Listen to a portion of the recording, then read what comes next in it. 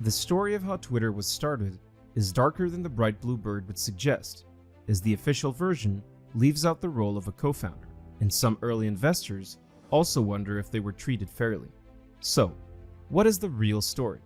Before we get into today's story, I would like to welcome you to Business Successful, where it's all about successful founders and businesses. In July of 2005, a company called Odeo had created a platform for podcasting, but in the fall of 2005, Steve Jobs announced that iTunes would include a podcasting platform built into every iPod, and it was obvious Apple's version would beat Odeo's version. So the company called together all 14 employees, which included Jack Dorsey, to start coming up with new ideas for Odeo. They started holding official hackathons, where employees would spend a whole day working on projects. Around this time, Odeo co-founder Noah Glass started to spend more time with Jack Dorsey, who he called one of the stars of the company. Jack came up with an idea for a completely different product that revolved around one thing: status. Noah Glass has said this about it. There was a moment when I was sitting with Jack and I said, "Oh, I do see how this could really come together to make something really compelling." We were sitting on Mission Street, in the car, in the rain. We were going out and I was dropping him off and having this conversation. It all fit together for me. So, in February of 2006, Noah Glass and Jack Dorsey presented the idea to the rest of the company. What they presented was a system where you could send a text to one number and it would be sent out to all of your friends, with the name Twitter, which literally means to make a series of short, high sounds. After the presentation, Evan Williams, the CEO of Odeo, was skeptical of Twitter's potential, but he wanted to see where it would go, so he put Noah Glass in charge of the project. One of the only things which everyone who was involved with Twitter from the very beginning agrees on is that Jack Dorsey came up with the idea for Twitter. Dorsey actually still has an early sketch of the idea.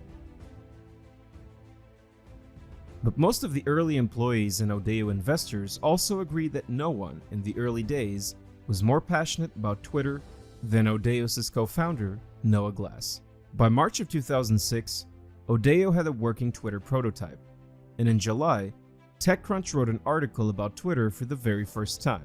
In August of that year, a small earthquake shook San Francisco, and word quickly spread through Twitter, which was an early sign of what power Twitter could have. At a board meeting for Odeo that summer, Noah Glass presented Twitter to Odeo's directors, who did not seem to care much for it. Then, one day in September 2006, Odeo's CEO Evan Williams wrote a letter to Odeo's investors, explaining that the company was going nowhere and that he felt bad about that. He wanted to buy back all their shares so the investors wouldn't take a loss.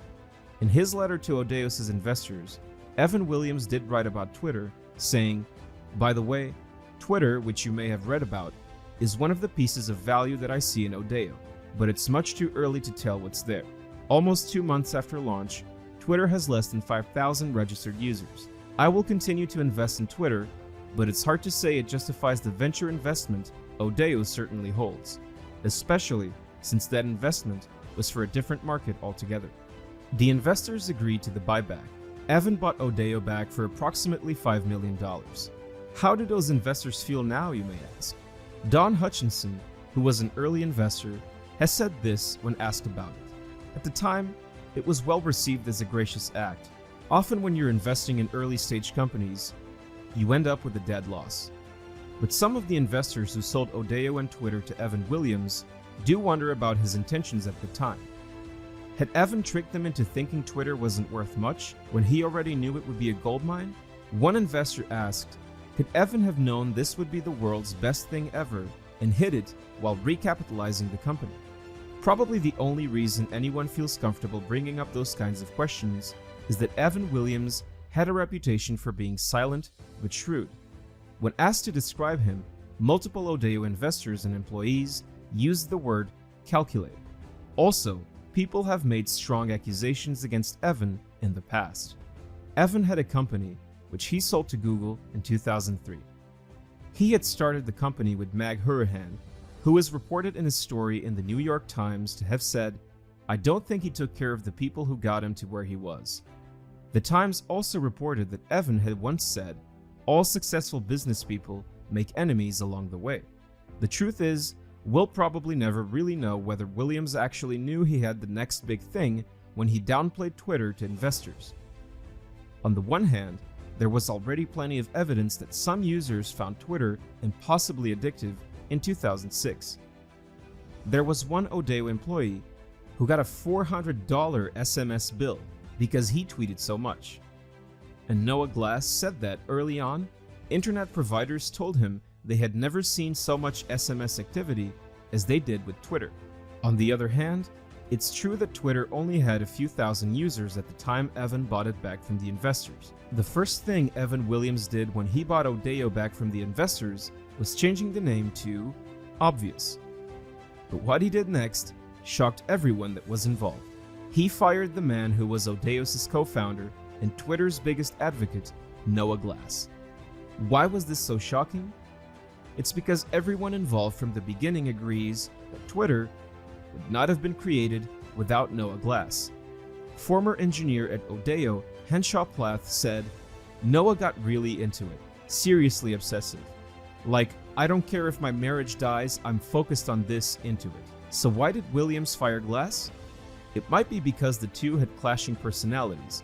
Noah is very loud and Evan is very quiet. Another possible explanation is that Noah had anger issues. One Odeo employee told Business Insider that Evan might have fired Noah because Noah was volatile. The employee remembers a time when Noah was a little hard on a girl named Kristen. The reason Noah himself thinks he was pushed out, however, is because he expressed too much interest in running Twitter. Early on, before Evan was even a believer in Twitter, Noah wanted to split the product off as its own company and be the CEO of it. As Noah said about the situation, that was the plan, to take this thing and spin it off, he says.